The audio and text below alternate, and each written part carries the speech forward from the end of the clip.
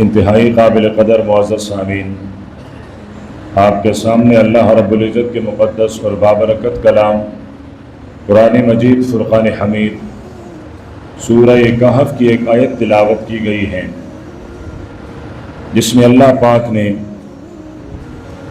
ایمان اور اچھے اور نیک عمل کرنے کی ترغیب دی ہے،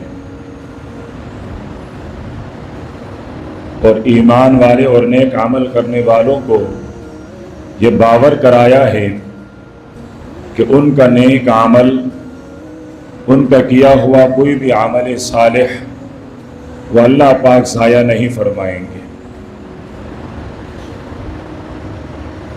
ان کا ہر اچھا اور نیک عمل وہ اللہ پاک کے پاک محفوظ ہے، اور اس کا بدلہ اور اجر ضرور اس انسان کو دیا جائے گا۔ اسی ذیل میں آپ صلی اللہ علیہ وسلم کی ایک حدیث بیان کی جائے گی، جو ہمارے معاشرے کے اصلاح کے لیے انتہائی لازمی اور ضروری ہے۔ حضرت عبداللہ بن عمر رضی اللہ تعالی عنہما میرے پیغمبر کے صحابی ہیں، اور صحابی ہونے کے ساتھ ساتھ حضرت عمر کے بیٹے اور آپ صلی اللہ علیہ وسلم کے برادر نسبتی ہیں۔ ان کی بہن سیدہ حفصہ میری اور آپ کی کل کائنات کی ماں ہے، تو کاشانہ نبوت کے ساتھ اس صحابی کا بہت گہرا رشتہ ہے، قریب کا رشتہ ہے۔ یہ فرماتے ہیں کہ اللہ کے پیارے پیغمبر نے ارشاد فرمایا کہ تم 5 چیزوں میں مبتلا ہو جاؤ گے، تم 5 باتوں میں مبتلا ہو جاؤ گے، تم 5 گناہ کرنے لگ جاؤ گے۔ وَأَعُوذُ بِاللَّهِ، اور میں اللہ کی پناہ چاہتا ہوں۔ اللہ کے نبی فرماتے ہیں وَأَعُوذُ بِاللَّهِ، اور میں اللہ کی پناہ چاہتا ہوں کہ وہ 5 خصلتیں تمہاری اندر پیدا نہ ہو جائیں۔ فرمایا 5 باتوں سے تمہاری آزمائش ہوگی، تمہیں 5 باتوں سے آزمایا جائے گا، لیکن میں اللہ کا پیغمبر پناہ مانگتا ہوں کہ وہ 5 باتیں تمہاری اندر نہ آئے، وہ تمہاری زندگی، تمہارے معاشرے، تمہارے ماحول کا حصہ نہ بنے۔ ارشاد فرمایا سب سے پہلی بات کہ جب بھی کسی قوم میں فحشاء، بے حیائی، زنا عام ہو جائیں، یہاں تک کہ وہ قوم علانیہ، ظاہر، کھلم کھلا بے حیائی کرنے لگ جائیں، عریانی کرنے لگ جائیں، تو فرمائیں کہ اللہ پاک اس قوم پر طاعون، مختلف قسم کے امراض، مختلف قسم کے مصائب، مختلف قسم کے حادثات وہ اس قوم پر مسلط کر لیتے ہیں۔ کہ جب کسی معاشرے میں بے حیائی عام ہو جائیں تو اس معاشرے میں وبائیں عام ہو جاتی ہیں۔ اب اللہ کے پیارے پیغمبر کے اس فرمان کو دیکھیں اور اپنے معاشرے کو دیکھیں، بے حیائی دیکھیں کس حد تک ہیں، اور پھر اس کے بعد معاشرے میں ہر قسم کے وبائیں، ہر قسم کی مصیبتیں، آفات اور حوادثات ایسے جنم لے رہے ہیں، ایسے پیدا ہو رہے ہیں کہ دیکھنے والا حیران ہو جاتا ہے۔ دن بھر دیکھیں آپ کو حادثات کی خبریں ملتی رہیں گی، فلاں آدمی قتل ہوا، فلاں آدمی اس کی ایکسیڈنٹ ہو گئی، زلزلہ آ گیا، فلاں جگہ طوفان آ گیا۔ یہی وباؤں کی خبریں وہ ملتی رہی ہیں، اس لیے کہ معاشرے میں بے حیائی عام ہو گئی ہے۔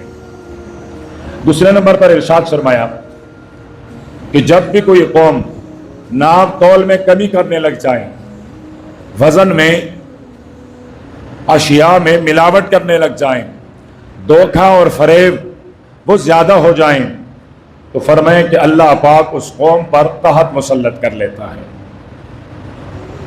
جب کوئی قوم کیل، میزان، ناپ تول اس میں کمی کرنے لگ جائیں، تو فرمائیں کہ اللہ پاک اس کو قحط میں، مہنگائی میں، رزق کی تنگی میں مبتلا کر لیتے ہیں۔ رزق ملے گا ان کو ضرور، لیکن آسانی سے نہیں، تکلیف سے ملے گا، شدت سے ملے گا، پریشانی سے ملے گا۔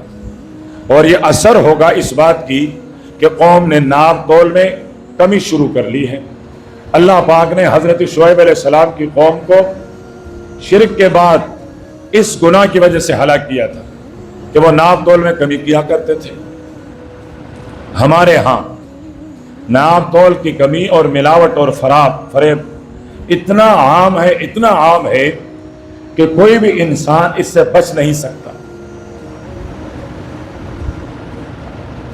یہاں تک کہ وہ پتھر جو کلو 2 کلو کی جگہ استعمال ہوتا ہے، فیکٹری میں آرڈر دیا جاتا ہے کہ اس کو 5-6 گرام کم کر کے بنایا جائے۔ اب بھولا بالا سادہ آدمی خریدار وہ کہتا ہے 1 کلو فلاں چیز دے دے، بٹا رکھا اور بالکل برابر کر دیا۔ یہ سمجھتا ہے مجھے وزن تو پورا ملا۔ اب اس کو وزن تو پورا ملا ہے، لیکن اس طرف وہ جو بٹا رکھا گیا ہے وہ بنانے والے نے گرام کے اعتبار سے کم بنوایا ہے۔ ڈیجیٹل جتنے آلات ہیں، پیمانے ہیں، ان میں سے 2-4 گرام اندر سے کم کر دیے جاتے ہیں، ان کی سیٹنگ کر دی جاتی ہے۔ لوگ کہتے ہیں جی اس کی سیٹنگ کروا دو، وہ سیٹنگ کرواتے ہیں، کم ہو جاتا ہے۔ اب تک ہم نے یہ سنا تھا کہ ہم بیمار ہو جائیں تو ہم ڈاکٹر صاحب کے پاس جائیں اور وہ ہمیں انجیکشن لگائیں۔ اب ہمیں تو درکنار ہمارے فروٹ کو انجیکشن لگتے ہیں، ہمیں تو لگنے ہی لگنے ہیں، لیکن ہمارے جو فروٹ ہیں، ہماری سبزیاں ہیں، ہمارے کھانے پینے کی جو چیزیں ہیں، ان کو انجیکشن لگایا جاتا ہے۔ یعنی اس کا مقصد یہ ہے کہ ہمارے فروٹ بھی بیمار ہو گئے، ہم جو سبزیاں کھاتے ہیں وہ بھی بیمار ہو گئی۔ کیا کیا نہیں ملایا جاتا ہے، یعنی وہ کون سی چیز ہے جس کو آدمی خالص تلاش کرے، وہ ملاوٹ کے بغیر ملے۔ یہ تو پیارے پیغمبر کی دعا ہے کہ میری امت ایک ساتھ ہلاک نہ ہو جائیں، ورنہ ہم کب کے تباہ ہو چکے ہوتے، ہم کب کے صفحاتی سے مٹ چکے ہوتے۔ ہمارے جو کرتوت ہیں، ہمارے جو کام ہیں، یہ تو تقاضا کرتا ہے کہ ہم کب کے یہ دنیا چھوڑ چکے ہوتے۔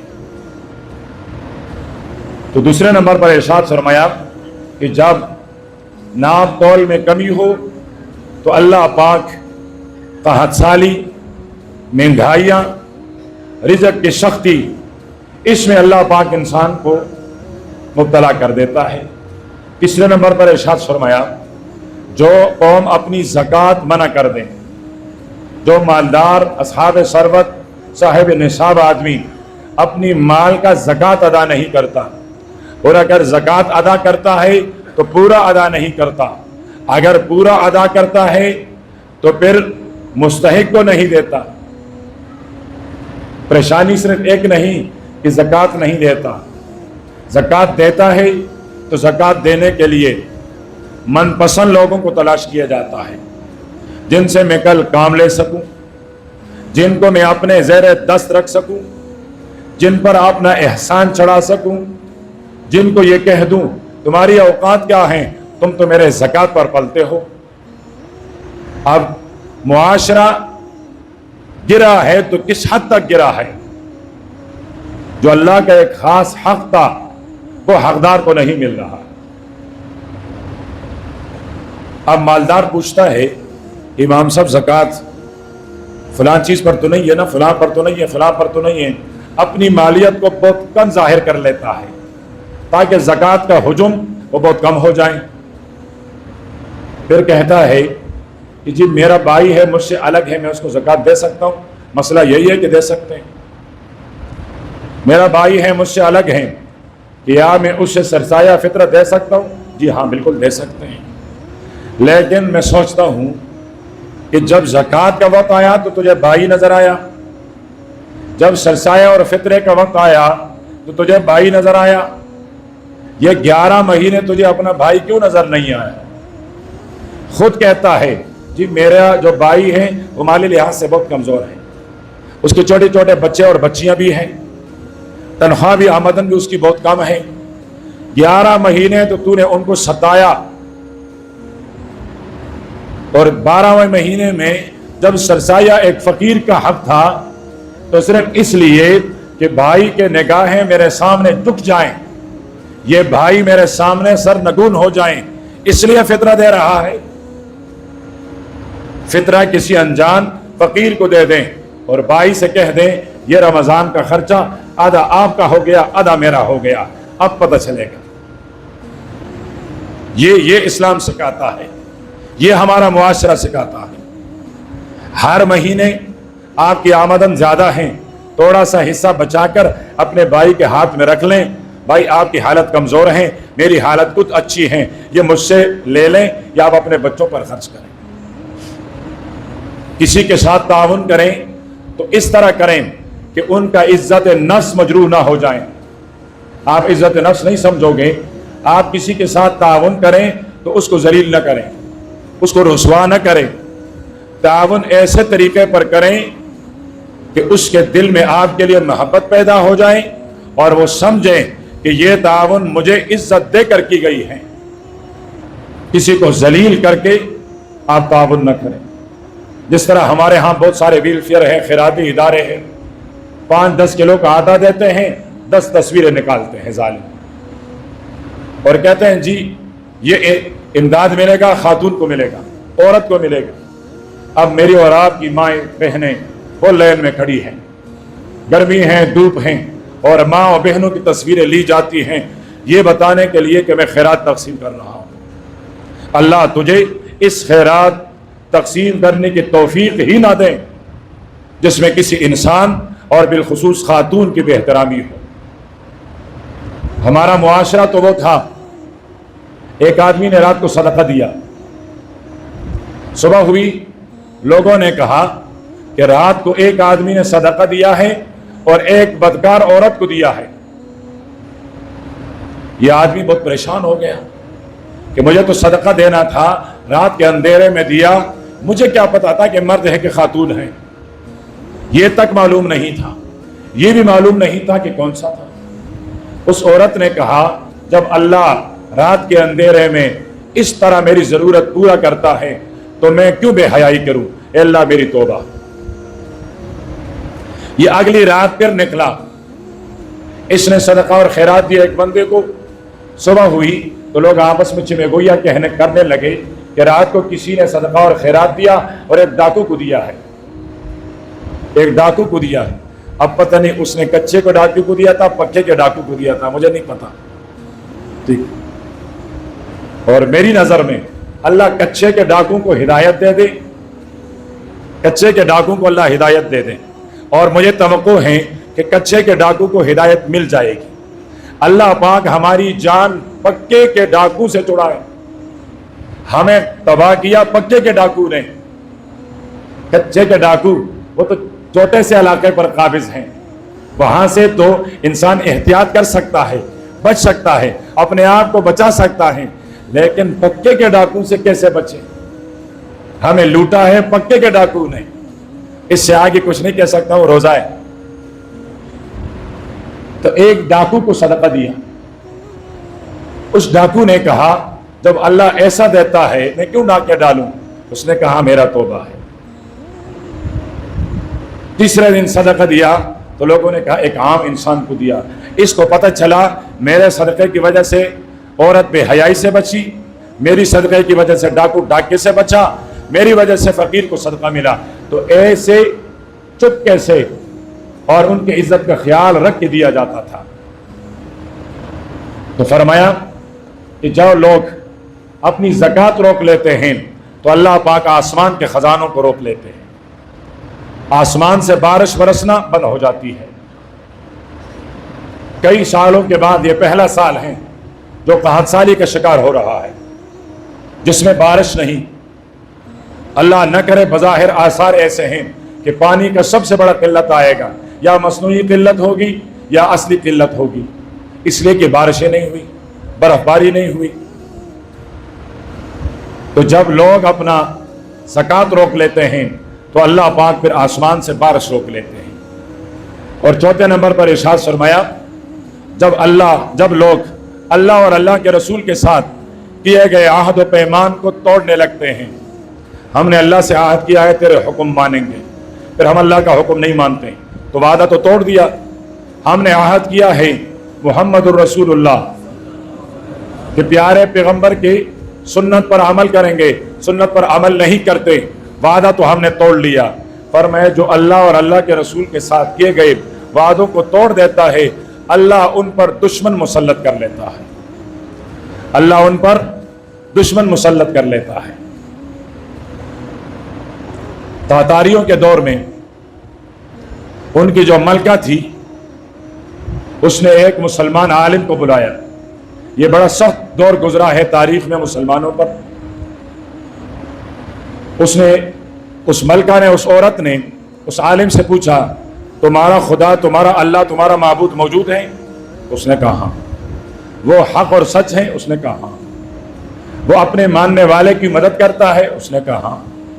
کہتے مجھے تو یقین نہیں آ رہا ہے، میرا خیال تو یہ ہے کہ تمہارے معبود نے ہماری مدد کی ہے، وہ ہمارے ساتھ ہیں اور ہم سچ ہیں۔ اس نے کہا وہ کیوں؟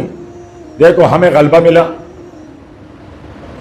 ہم نے تمہیں قتل کیا، ہم نے تمہیں شکست دی، ہم نے تمہیں مغلوب کیا، تم مغلوب ہو گئے۔ اگر تمہارا اللہ تھا تو تمہاری مدد کر لیتا۔ عالم کا جواب سنیے۔ اس نے کہا ملکہ آپ نے کسی چرواہے کو بیڑ بکریاں چراتے دیکھا ہے؟ ملکہ نے کہا ہاں۔ عالم نے کہا اس کے پاس 2-4 کتے بھی آپ نے دیکھے ہوں گے؟ اس نے کہا ہاں۔ عالم نے کہا کبھی کبھی یہ بیڑ بکریاں بہت دور چلی جاتی ہیں، چرواہا آواز دیتا ہے وہ واپس آتا نہیں ہے؟ اس نے کہا ہاں یہ بھی دیکھا ہے۔ پھر یہ بھی دیکھا ہوگا کہ چرواہا اپنے کتوں کو اشارہ کرتا ہے اور وہ ان بیڑیوں اور ان بکروں کے پیچھے جاتا ہے اور ان کو واپس لاتا ہے اور اپنے ریوڑ کے ساتھ ملا لیتا ہے؟ اس نے کہا ہاں یہ تو دیکھا ہے۔ فرمایا تم اللہ پاک کی طرف سے وہ کتے ہو، تم اللہ پاک کی طرف سے وہ کتے ہو، کتے جو تمہیں اللہ پاک نے ہمارے اوپر مسلط کیا۔ کیوں؟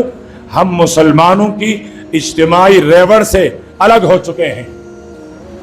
اللہ پاک نے ایک دفعہ ہمیں بلایا، پھر بلایا، پھر بلایا، ہم اس کی دین کی طرف نہیں آئے تو اللہ پاک نے تمہیں وہ چرواہے کا کتا بنا کر ہمارے پیچھے بھیجا کہ جاؤ ان کو مارو، واپس اپنے دین پر لے آؤ۔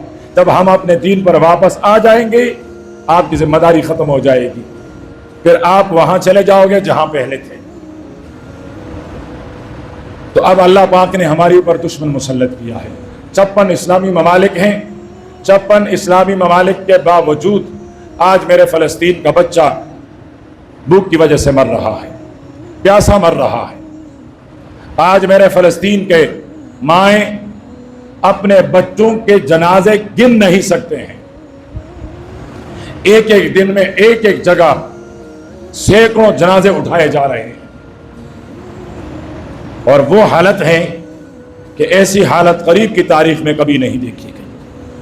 اور 56 اسلامی ممالک میں سے اب تک کسی ایک حکمران کو بھی توفیق نہیں ہوئی کہ اس نے فلسطین کے حق میں ایک حرف بھی اپنے زبان سے نکالا ہو۔ ورنہ آپ ٹیلی ویژن بھی دیکھتے ہیں، آپ اخبارات بھی دیکھتے ہیں، آپ خبریں بھی پڑھتے ہیں، آپ خبریں بھی سنتے ہیں۔ آپ میری تصدیق کروا دیں، اگر 56 اسلامی ممالک جو ہمارے ہیروز ہیں ان میں سے بھی اگر کسی نے آواز اٹھائی ہو تو اس سے بڑی بے حسی کیا ہو سکتی ہے؟ تو فرمایا کہ جب تم اللہ اور اللہ کے رسول کے عہد و پیمان کو توڑو گے اللہ پاک دشمن مسلط کرے گا۔ اب ہمارے اوپر دشمن مسلط ہے۔ تو میں نے پہلے جمعے میں عرض کیا تھا، اب بھی کوئی بھی سحری، کوئی بھی افطاری فلسطین کے دعا کے بغیر نہ گزرے۔ ان کا میرے اور آپ کے اوپر حق ہے۔ فلسطین کی زمین کوئی عام زمین نہیں، یہ مسکن الانبیاء ہے، یہاں کتنے سارے انبیاء نے زندگیاں گزاری ہے. میرے نبی نے فرمایا میں معراج والی رات مسجد اقصیٰ میں گیا.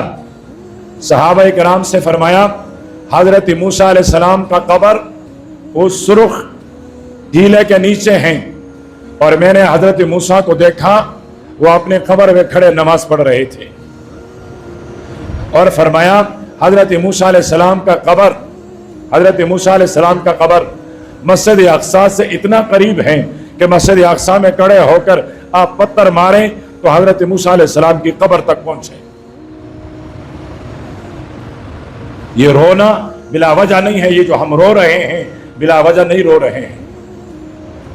ہمارے دل پر حملہ کر دیا گیا ہے، ہمارے دل کو ٹکڑے ٹکڑے کر دیا گیا ہے، ہمارے جسم سے ہمارے دل کو نکالنے کی کوشش کی جا رہی ہے. تو اس لیے ہم مدد نہ کر سکیں تو دعائیں دے سکتے ہیں تو دعائیں دیا کریں.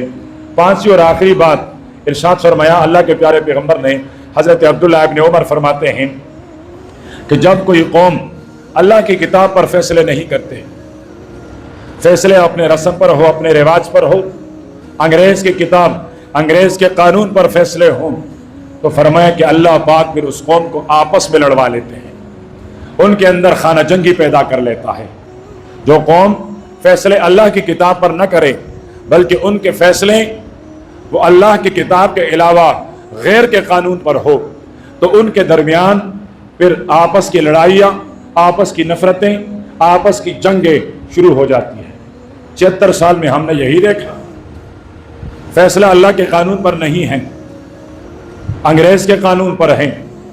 تو 76 سال سے ہم آپس میں لڑ رہے ہیں، ہمیں لڑوایا جا رہا ہے اور اوپر والے مزوں سے بیٹھ کر خزانے کو لوٹ رہے ہیں.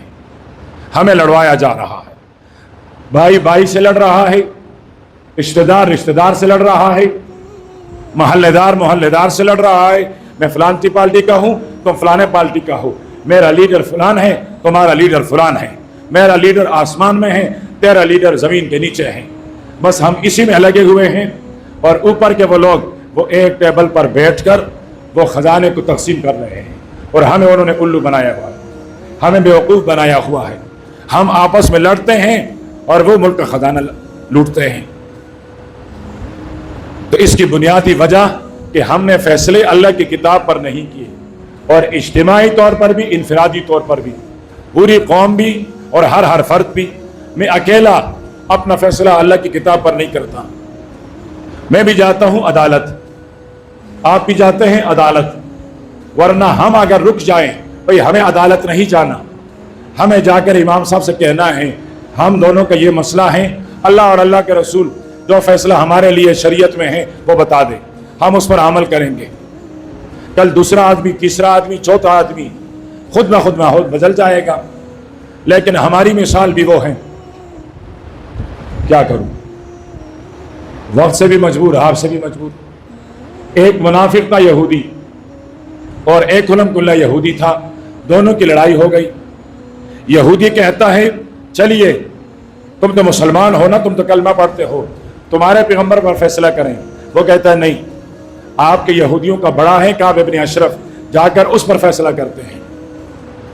اگرچہ وہ مسلمان نہیں تھا، منافق تھا، لیکن کلمہ تو پڑھتا تھا. تو وہ کلمہ پڑھنے والا کہہ رہا ہے کہ فیصلہ یہودیوں کا بڑا کرے، اور یہودی کہتا ہے فیصلہ مسلمانوں کا بڑا کرے. ہمارا معاشرہ اب دوبارہ اس ڈگر پر پہنچا ہے. تو فرمایا یہ 5 باتیں ہیں، اگر اس کو اپنے آپ سے نکال دو گے تو ان 5 عذاب سے بچ جاؤ گے. یہ 5 باتیں اگر معاشرہ اپنے آپ کو اس سے پاک کر دے گی تو معاشرہ پاک ہو جائے گا. اللہ پاک مجھے اور آپ کو عمل کی توفیق عطا فرمائے. وآخر دعوانا الحمدللہ رب العالمین.